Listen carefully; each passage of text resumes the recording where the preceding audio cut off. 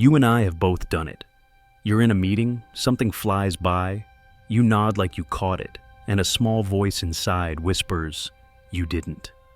You promise yourself you'll Google it later. You don't. The next meeting comes, the same phrase appears, and the nod comes back like muscle memory. It feels safe, it looks competent, and it quietly makes your thinking worse. Here is the contradiction no one wants to admit out loud. The harder you try to appear intelligent, the less you actually learn. The moment you step on stage to perform the smart one, you lock your mind to protect a reputation. You defend what you think you already know, you fill silences with confident noise, and you sprint past the doorway where real understanding begins. Questions that might make you look naive. Switch roles and everything changes. Let yourself look clueless, on purpose. Admit gaps. Ask the basic question that every other face in the room is too proud to ask. Explore without defending a status. You feel exposed for a second, your pulse quickens, and then something rare happens. The room exhales. Half the people were lost too. The other half respect you for caring about clarity more than image, and your mind clicks into a different mode, not performing, not protecting, learning. Psychologists have a phrase for this mental posture, beginner's mind. Children practice it by default. They keep peeling back the world with the same small blade. Why? Until the fruit finally opens. That persistence is not cute. It is powerful. It's also embarrassing for adults who think status is oxygen. So we hide our ignorance, we memorize answers, and we trade curiosity for a clean reputation. Step back and look at how progress actually happens. Groundbreaking ideas rarely arrive dressed in prestige. They begin as ordinary, unfashionable questions. Why does this behave like that? Why does that pattern repeat? Why do we all assume this is the way? Ordinary questions asked with unusual honesty. Open doors that expertise has been guarding for years. Pretending to know turns a keyhole into a wall. Admitting you don't know expands the room. This is not a call to be sloppy or careless. It's a call to be courageous. There is a difference between ignorance that is lazy and ignorance that is active. Active ignorance knows where it ends and treats that edge like a laboratory. It is humble, observant, and relentless. It asks, listens, tests, corrects, and then asks again. The performance of intelligence says, "I understand." The practice of intelligence asks, "What am I missing?" Take this into a workplace moment you've already lived. Someone rushes through a process and everyone nods. Old reflex, nod with them. New reflex, anchor the room with a simple request. Can you walk me through that once more, slower, as if we're teaching someone new tomorrow? You are not asking for a lecture, you are installing clarity. Processes that only exist in one person's head are risks waiting to happen. When you force the steps into daylight, on a whiteboard, on paper, you create a shared map. The map is not just for you. It becomes the team's immune system against confusion. Shift to relationships. Your partner says, "You don't get it." The performance move is to defend, "Yes, I do." The thinking move is to pause the pride and reflect back the best map you can. Here's what I think you're saying. Tell me what I'm not hearing yet. You are not surrendering. You are choosing accuracy over victory. Most arguments are two monologues fighting for the same microphone.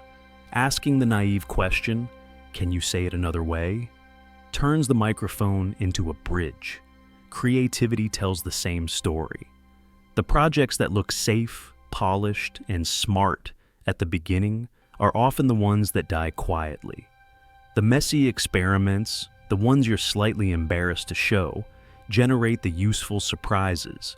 People who let themselves look foolish in the prototype stage get to be brilliant in the final stage, not because they're luckier, but because they sampled more reality. They tried, they saw, they adjusted. The clean plan that never risks embarrassment doesn't learn. It just looks good until the deadline. Why is this so hard? The mind defends the story it uses to feel safe. If your identity is welded to being the capable one, any uncertainty feels like a threat. That triggers defensive reactions. Talking more, dismissing alternatives, arguing with data. The irony is painful. The more you cling to the smart identity, the less you can see. Give yourself permission to look naive, and the armor falls off. You can finally let the world into your model of the world.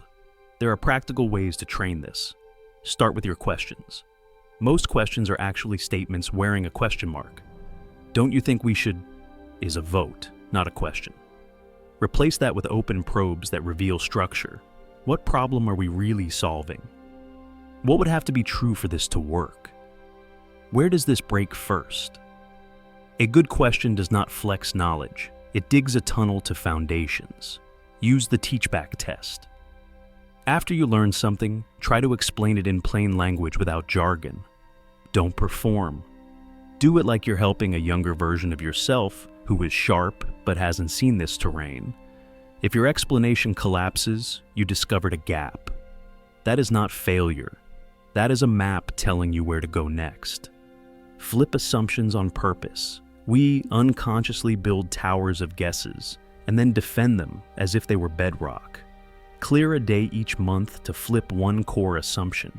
If you plan always assume speed is king, ask what would be true if slowness were a competitive advantage. If you always chase more features, ask what would happen if you removed half. Most inversions won't survive contact with reality. One might reveal that you've been solving the wrong problem. Protect time for silent noticing. In any discussion, try speaking last. Let others reveal their models first. You will look quieter, not dumber. There is a difference between the silence of fear and the silence of attention. The latter has gravity. When you do speak, you will unify more threads because you are listening to gather, not listening to pounce. Shrink experiments until embarrassment feels safe. If you're testing a new idea, resist the urge to announce it with a drum roll. Run a one-day version. Ship the smallest useful slice. Ask 3 people who don't owe you a compliment. You are not looking for applause. You are looking for friction. The kind that tells you where to sand, not where to stop. Track your ignorance out loud. Keep a visible list labeled, "Things I don't know yet." When you say yet, you turn uncertainty into a project. That single word keeps the ego from interpreting gaps as permanent defects. It also invites collaboration. People love to help someone who is visibly building a ladder rather than pretending they already live on the roof. There's another piece no one mentions, the spotlight effect. You think the whole room is watching your every misstep. They are not. Most people are preoccupied with their own performance. When you ask a naive question, you might feel a few seconds of heat. Then the conversation moves on. And it is better because of you. The only person who will replay that moment tonight is you. And even you will forget it in a week. Meanwhile, the clarity you created will keep paying interest. When expertise narrows your vision, curiosity widens it. Expertise is a flashlight. Curiosity is the sunrise. Keep the flashlight. It is useful, but do not confuse it with daylight.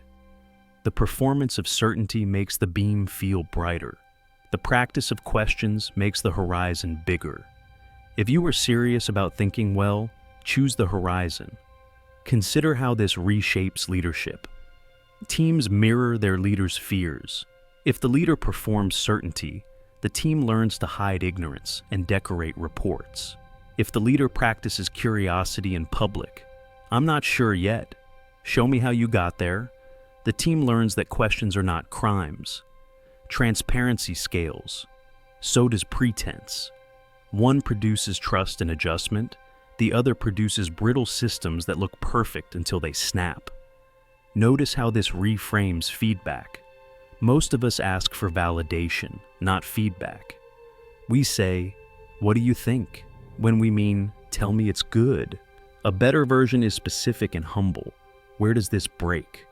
What feels unclear? If you had to kill one piece, which one would you kill? You're not auditioning your worth. You're repairing a machine. Invite the wrenches. Apply it to self-talk. When you hit a wall, the performance voice says, "You should already know this." The learning voice says, "Great, now we found the wall. Where's the door?" Your internal language matters. Arrogance sounds confident for a day and becomes fragile for a year. Humility sounds hesitant for a minute and becomes unbreakable for a lifetime. Carry this into the way you read and research. Skim less, digest more. Ask before you start, what question am I actually trying to answer? If you cannot state the question clearly, you are hunting without a target. Read with a pencil, not a parade. Underline contradictions, not just the sentences that agree with you. Agreement comforts the ego. Contradiction sharpens the blade. In moments where stakes are high and you feel that rush to sound certain, try a small ritual. Breathe once. Name the uncertainty aloud. Then take one step toward it. Here's the part I don't see yet. That single sentence does more than calm the room. It aligns everyone around the real work. You are not there to win the theater of intelligence. You are there to build accurate maps of reality and act on them. If you remember nothing else, remember this distinction. Performing intelligence asks, "How do I seem?" Practicing intelligence asks, "What is true?" The first question is a mirror. The second is a window. Mirrors are for grooming. Windows are for going somewhere. Imagine what would happen if you lived this way for a year. Fewer pretend nods, more honest maps. Shorter meetings because vague terms are banned, and no one is punished for saying, "I don't follow, show me." Projects that iterate quickly because embarrassing drafts become standard. Relationships that argue less about winning and more about understanding. A mind that is less brittle, more precise, and strangely calmer because it no longer has to protect the costume. You will still have moments where pride pulls at your sleeve. Let it tug. Then, let it go. Ask the simple question. Take the smaller test. Speak last. Explain it plainly. Track what you don't know yet. Build the habit of active ignorance, and your intelligence will become something other people can feel, not louder, but clearer, not showier, but sharper. So ask yourself, honestly, which has made you wiser? Moments where you looked impressive, or moments where you looked unsure and kept digging? If your answer is the second, then you already know the path. All that remains is the next small, brave question. If this helped you see your own thinking differently, keep going. Keep asking. Keep noticing. And when you catch yourself performing, smile, then switch back to the practice. The bravest mind in the room is rarely the one performing smart. It's the one brave enough to learn in public. If you found value here, share this with someone who needs permission to stop pretending. Subscribe for more deep dives into the psychology of better thinking. And until next time, trade the show for the truth. That is where real intelligence starts.